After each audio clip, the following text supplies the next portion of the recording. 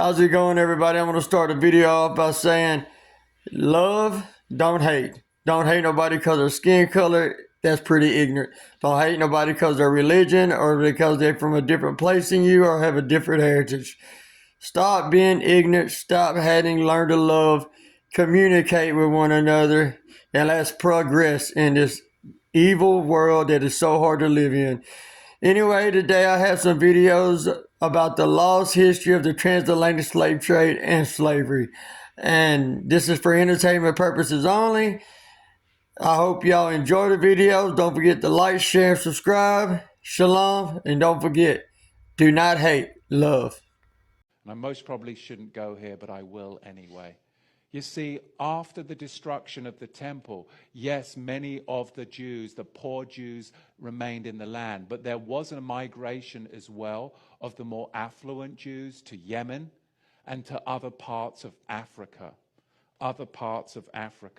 You see, the black African Shemites were actually then taken away in slave ships.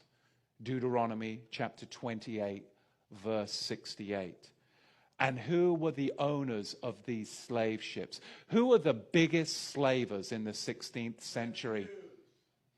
The Ashkenazi were the biggest slavers in the 16th and 17th century, going into the 18th century. You see, Ashkenazi slaving was huge. This is from, I have to be careful when I say this, so my sources, it's always best to go with Jewish sources, right? Because you just trod on a bunch of toes. So we'll go with the Jewish sources. There's a ton of sources out there, but I'll stick with the Jewish ones because that's just safer. The Jewish scholar Jonathan Shorshak says this: Jewish merchants routinely possessed enormous numbers of slaves temporarily before selling them off. If a slave auction fell on a Jewish festival, it was postponed due to lack of buyers and sellers. The Jews of Suriname gave their slave plantations Hebrew names such as Machanaim, Nachamu, and Goshen. Rabbi Herbert Bloom adds that the slave trade was one of the most important Jewish activities. In 1694, Jews owned 9,000 African Shemites. Jewish slaving is in fact confirmed by the Jewish Encyclopedia. 28th chapter. Moses forewarned the children of Israel of the curses that would befall them if they did not follow the commandments of the Most High. But it shall come to pass, if thou wilt not hearken unto the voice of the Lord thy God, to observe to do all his commandments and his statutes which I command thee this day, that all these curses shall come upon thee, and the truth about where slaves came from. My father used to say that we are descendants of the biblical Israelites and that we were brought into America as a part of our punishment for violating the laws and commandments of the Creator. I would hear the elders say that at the end of this captivity that we will be delivered out of America and we would be brought back into the promised land. To understand this idea of Israel being a home to African Americans, we have to go back, all the way back to Roman times, when the Roman armies attacked Israel and the Hebrew people fled to the various parts of Africa. Over the years, they made their way to West Africa, namely Ghana and Nigeria, where they were sold off as slaves and shipped to America. Hence the fact that African Americans can trace their lineage back to the biblical Hebrews. They also do not consider Israel as part of the Middle East. They believe Israel is in fact Northeast Africa. In Genesis 15, God makes a deal with Abraham for being obedient to leave the Ur of the Chaldeans and come into the heart of Africa. The way he gives it by rivers. And he says the great river and the small river and the Euphrates and the Tigris. Well, the small river is the Blue Nile. It begins in a place called Jinja, Uganda. And the Tigris and Euphrates, last tributary, ends in Baghdad, Iraq. So if you just take that landmass, that would be the land of Israel.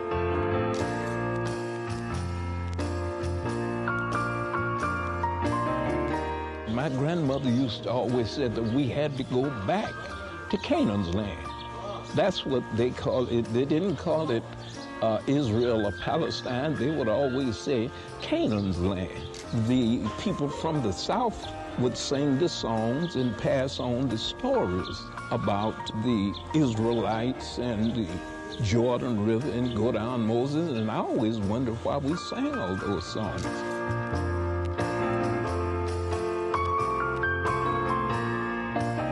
While under days of heavy meditation, Ben Carter received a vision.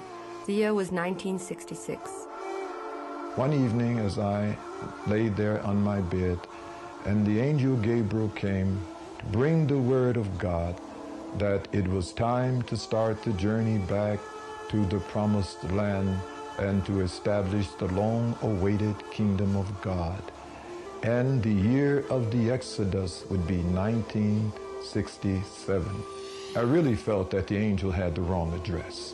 If there was any way that I could have summoned the angel back for more details, to get some assurances, that this was in fact from the Creator, I would have done so. But it was not to be. I did not immediately go forth to share the vision with anyone. I was in tears. I didn't want to mislead my people. After 3 weeks, I shared the vision with the members of the Beta Israel Hebrew Culture Center. Ben Ami convinced a large portion of the African Hebrew community to follow him to Israel. They were to pilgrimage to Liberia first and then to Israel to live as African Hebrews in their homeland. When time come to go, I just put my house up for sale. I sold my house, I sold my cars, and then we moved. I left behind family, I left behind friends, I left behind jobs, a car, a motorcycle. I didn't even sell them, I just left them. The family thought I'd gone crazy. The family thought I'd been brainwashed. My father actually told me at the time, he said, you read yourself into it, read yourself out. They arrived in the jungles of Liberia with almost nothing but the clothes on their backs and set up Historians record old Jewish documents showing how the slave trade was so thoroughly Jewish that slave auctions throughout the Americas had to close on Jewish holidays. Brazil received far more African slaves than North America. A. Witzner, another official of the Jewish Historical Society, in his book Jews in Colonial Brazil, pages 72 and 73, wrote, quote, "The buyers who appeared at the auctions were almost always Jews, and because of their lack of competitors, they could buy slaves at low prices. If it happened that the date of such an auction fell on a Jewish holiday, the auction had to be postponed." Studying the Jewish histories of the New World, I began to learn of a carefully recorded Jewish history that you and I are not permitted to know about. I discovered that many centuries before the transatlantic slave trade, that Jews had dominated the slave trade in the entire Western world for the last 2,000 years, even as far back as Roman times.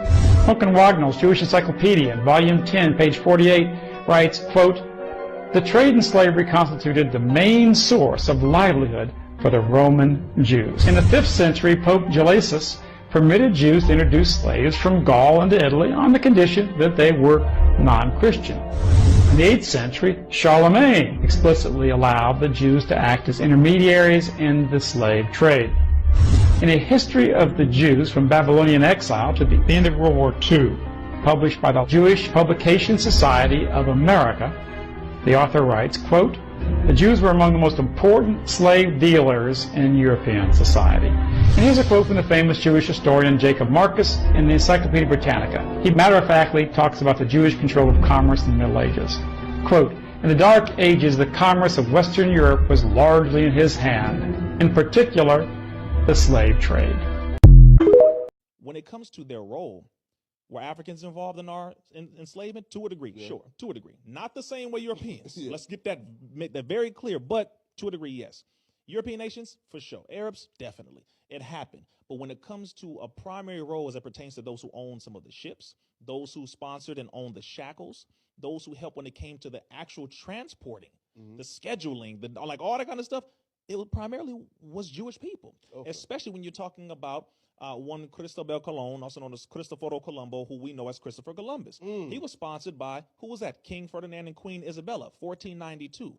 Roughly in that same time, in the same year, 1492, over 300,000 Jewish people were kicked out of Spain at that time. But they helped to sponsor this excursion, this situation where Christopher Columbus went and tried to find the New World. He was funded by Jewish people. Now, people, they try to, move that around and say, no. The history is the actual fact. So let's not play around. If it happened, it happened. See, if we were a part of something like that, we'd have to apologize. We're not going to try to erase that part of history to make ourselves look like we're innocent. No, the reality is Jewish people were known to own slaves in Italy. They were known to own slaves in France. They were known to own slaves in Spain. They were known to own slaves in Maine. They were known to own slaves in Slovakia. They were known to own slaves in all these different areas, and they were kicked out of all these different countries all throughout Europe. White folks kicking out white folks because of them doing certain things like owning slaves.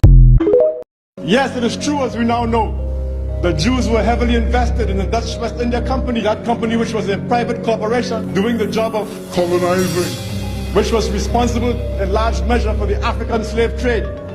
The Dutch West India Company that owned the Elmina Fort in what is now Ghana. The Dutch West India Company that brought slaves from Africa to the Caribbean, to South America.